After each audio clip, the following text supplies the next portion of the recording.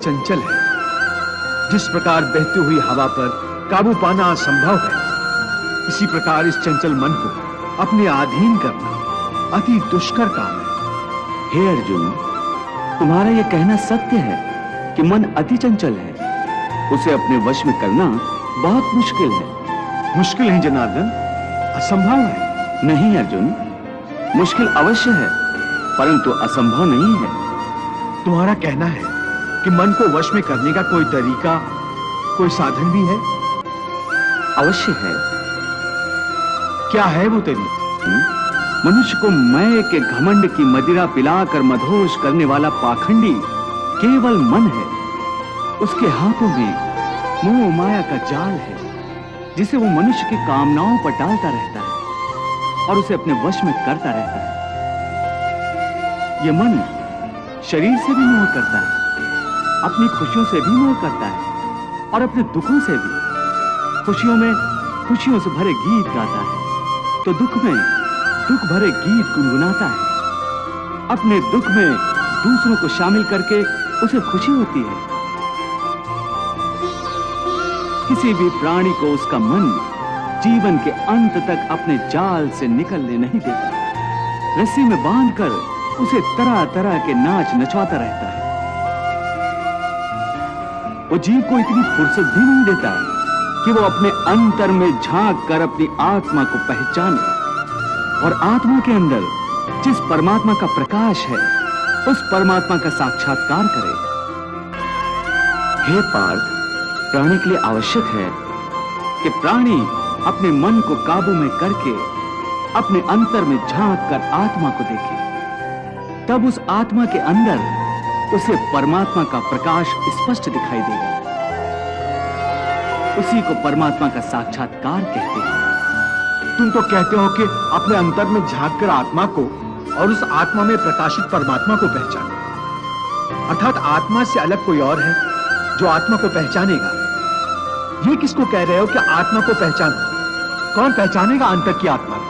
तुम्हारा मन। मन? हाँ, तुम्हारा मन।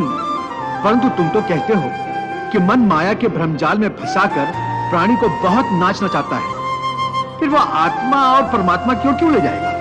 तुमने ठीक प्रश्न किया अर्जुन।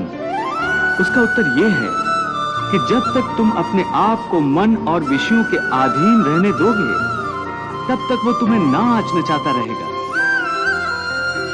हे पार्थ, मनुष्य का शरीर एक रथ की भांति है, परंतु जब तुम स्वयं मन के अधीन न रहकर मन को अपने अधीन कर लोगे, तो वही मन एक अच्छे सारथी की तरह तुम्हारे शरीर रूपी रथ को सीधे प्रभु के चरणों में ले जाएगा।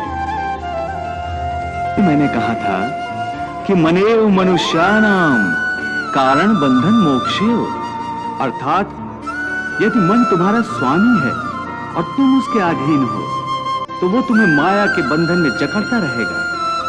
और जब तुम मन पर काबू पा लोगे और उसके स्वामी हो जाओगे, तो वही मन तुम्हें मोक्ष के द्वार तक ले जाएगा। हे मधुसूदन, ये कहना तो बहुत आसान है कि तुम मन पर काबू पा लो, मन के स्वामी बन जाओ, परंतु यही तो सबसे दुष्कर कार्य है। हे केशव, मन तो वायु की तरह चंचल है।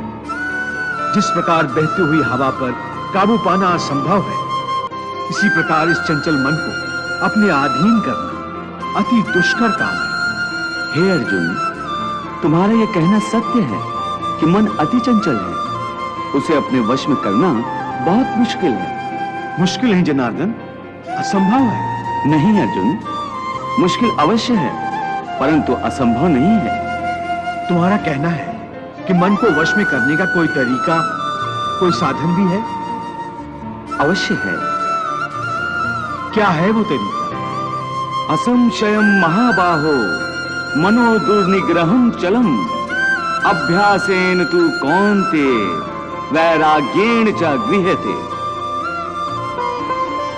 अर्थात मन को वश में करने के लिए उस पर दो तलवारों से प्रहार करना पड़ता है। एक तलवार अभ्यास की है और दूसरी तलवार है वैराग्य की। अभ्यास और वैराग्य? हाँ, अभ्यास और वैराग्य। देखो अर्जुन, अभ्यास का अर्थ है निरंतर अभ्यास। मन को एक काम पर लगा दो, वो वहां से भागेगा, उसे पकड़ कर लाओ, वो फिर भागेगा, उसे फिर पकड़ो। ऐसा बार बार करना पड़ेगा। जैसे घोड़े का नवजात शिशु एक क्षण के लिए भी स्थिर नहीं रहता, क्षण क्षण में इधर उधर फुदकता रहता है, प्रकार मन भी क्षण क्षण में इधर उधर फुदकता रहता है। दिल को काबू करने के लिए सवार जितना जोर लगाता है, घोड़ा उतना ही विरोध करता है।